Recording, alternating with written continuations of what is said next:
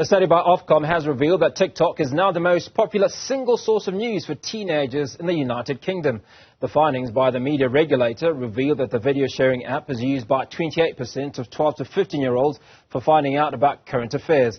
They also turn to YouTube and Instagram for their news. For more on this, we're joined by Phakamile Madonsela, the Public and Media Skills Development Manager at Media Monitoring Africa.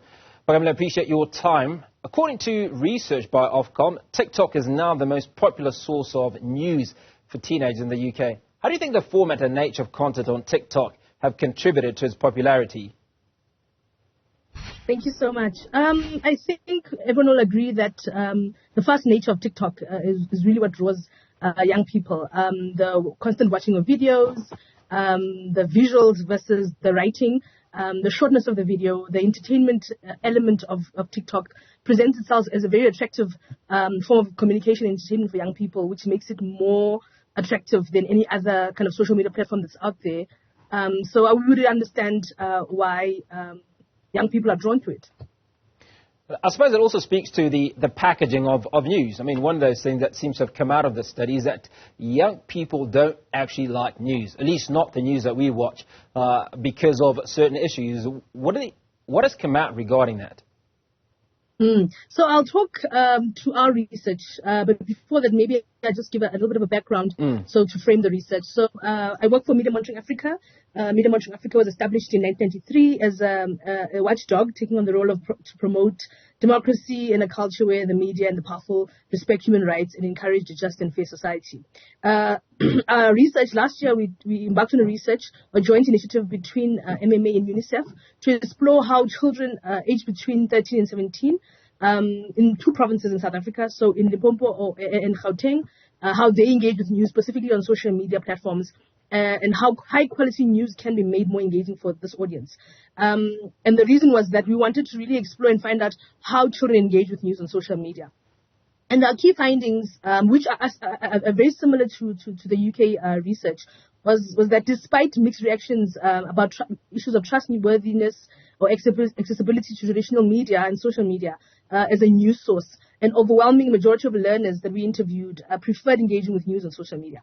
But the kind of news that they engaged with was something that was of concern to us. And if we looked at the key findings, is that the news they engaged with was not diverse.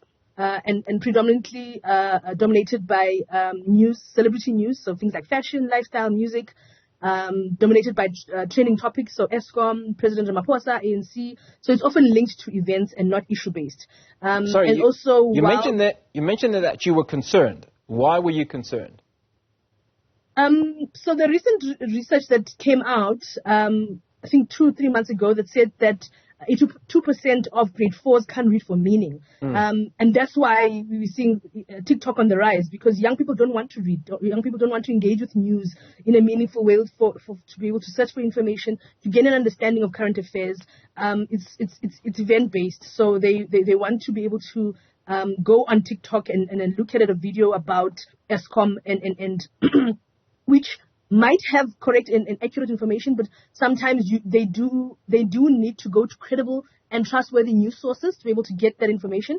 And we're seeing that, and while TikTok and all the other platforms, they're great as source of entertainment, but we need to look at the platforms themselves as well as also equipping journalists with the ability and the power to be able to package news in a way that is going to be transformative for young people. It's going to make sure that young people, when they're on these platforms, they are engaging with credible and trustworthy content that is for their good, that's going to be able to inform them and empower them to make informed decisions as young South Africans, and also be able to engage in democracy. We have elections coming up.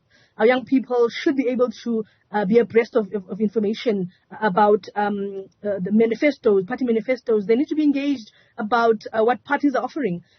Even though they are not the age group that we research, or children in general are not liable to vote, but they need to know what parties are offering, because that's part of becoming an active citizen in the country and knowing what's happening in the political sphere or just in general current affairs. Phakamile, let's talk about regulation of TikTok in South Africa. I mean, there are many conversations that have been had about if you watch TikTok in China, where it has its origins, versus TikTok anywhere else globally, that the content that is fed into TikTok or allowed to be viewed in China is very, very different to what you can view or consume across the globe. So how important is it for regulation of channels or media such as TikTok? Regulation and when we talk about child online safety, it's two elements. The first one is really about the platforms and ensuring that issues of privacy are adhered to, terms and conditions. Children understand terms and conditions. They understand what they're signing up to. The terms and conditions are easy to read, but also they are understanding that the power that they're handing over to platforms when they're signing up, right? And that needs to be on the part of platforms, and that's why we at MMA we are always talking about digital literacy, empowering young people so that they understand how to use social media and the internet for safety and responsibility. The other part is around making sure that civil society organizations and government are continuously working together to ensure digital and media literacy for children in South Africa, because as you rightfully say, the terms and regulations and the regulations in general in different countries, in different states, it's very different. And so we are always constantly in that fight to ensure that our children are best kept safe while using these platforms. Because to say that children shouldn't be using these platforms when they are fit to do so, that's usually most of these platforms is 13 and above. They should be able to use that. But we need to have meaningful conversations with parents, with schools, with government, and with platforms about how do we best keep our children safe. And it needs and requires a holistic understanding of what is digital literacy, and what is the power that platforms have that they can then share with parents and teachers to be able to make sure that young people are kept safe. Well, the study shows that TV remains the most popular platform for news among adults, with 70% tuning in to find out about current events. Why do you think traditional TV still holds such a strong position in news consumption, and how can digital platforms like TikTok and certainly others compete with TV in reaching a wider audience? So when we did the study, again, some of the key findings we found was that young people actually still trust traditional mode of communication. So the television and the radio, they still trust it because you don't need data to be able to connect to watch your TV. And you don't need, you can get onto a taxi, literally going to school in the morning, and the driver could have the radio on, and you could be able to listen and engage with news. And so that's the power that traditional media has. And I think that when we're talking about how do we make sure that journalists are packaging news for social media, we should also be very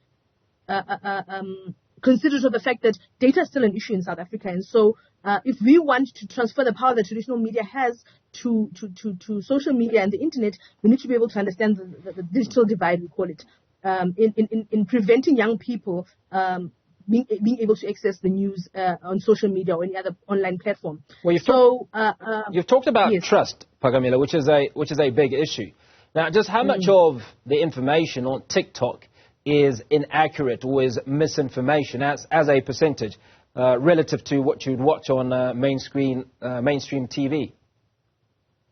So that's algorithms. Again, it goes back to digital literacy. So as a young person, we just need to also be cognizant of the fact that as a young person, are they digital literate to understand that algorithms play an important part in what they actually consume and see? So if I'm following News 24, I'm following Mail and Garden, I'm following Daily Maverick, I'm probably consuming accurate and credible news information because I'm going to these sites and I'm actively following them and liking them and engaging with their news, right? And so when we engaged with the young people in our study, we found that they believed that they could be able to identify mis and disinformation.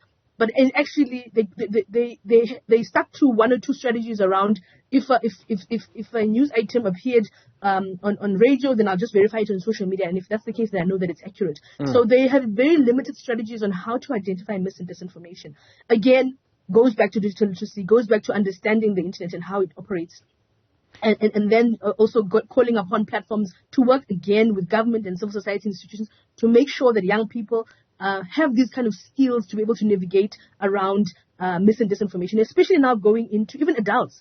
Adults fall into mis and disinformation all the time, especially now going into elections. We need to be able to be media literate and also digital literate to know that I can't be passing on information that I'm not sure about. If I'm not sure about information, it's best to keep it to myself. And that's the power of digital literacy in the hands of young people, or just people in general, when it comes to social media, because we understand how fast it can be able, that message can spread to 100 people just through WhatsApp or the groups that we have on WhatsApp. So let's talk about the creators of content on TikTok, for instance, versus regular TV. Are we looking at two lots of creators of content, firstly? And secondly, is there need for, you've talked about News24, Daily Maverick and other publications. How active are they on TikTok? And is this an opportunity for them to be recreating their news for younger audiences, or the TikTok phenomenon? So they do they are able to package information for social media, Instagram and TikTok and the likes. Again, it's to the onus is not, the onus is on media to be able to package news that is attractive, so that people of all ages can be able to engage with and also target people where they are. So young people are on TikTok and Instagram. The onus is on them to do that. But again, I'll go back to this thing of algorithms. They're so important because I can be on Instagram and TikTok for the longest time without even knowing that News24 has its own page or account that I can follow and then engage with news. Again, I want to stress the importance of digital literacy when it comes to young people. This is also true for adults, but it comes to young people because they are more vulnerable when it comes to mis and disinformation, more vulnerable when it comes to receiving a single selection of news. And that's what algorithm does, right? It's an echo chamber that puts you in one stream where you're only receiving the same kind of news, or same kind of information rather, and not being able to be exposed to diverse range of information. And that's very dangerous for young people. We don't want young people to only engage with similar kinds of information or content. We want them to be able to engage with a whole variety of content. And as Media Monitoring Africa, we're doing a lot of work around helping young people understand what we call their social media diet. Watching TikTok for 30 minutes a day is not harmful, but it's just about understanding how often are you engaging with a similar kind of content, and how do you break the cycle to be able to then allow for a variety or different kind of content to engage with, so that you are building your an informed citizen, and not just young people that are always engaging with celebrity news, or always engaging with. You raised something quite interesting. Phakamile, you raised something quite interesting there, which is the social media diet and the conversation that you're having with young people. Are you also having that conversation with us grown-ups? And as far as how we monitor and advise our own children, or those youngsters that we look after? Yes, definitely. So in my unit, as part of the Public and Media Skills Development Unit, we have the Web Rangers program, which is a digital and media literacy program. In that program, we teach young people across South Africa about how to stay safe online, but we also have an element where we teach teachers and parents about how to keep their children safe online and how to start meaningful conversations. And in those sessions where we engage with parents, we inform them and we educate them about algorithms. We inform them about how to keep their children safe online, but how to use also. I don't want us to have this, when we think about the internet or social media, to have this fear.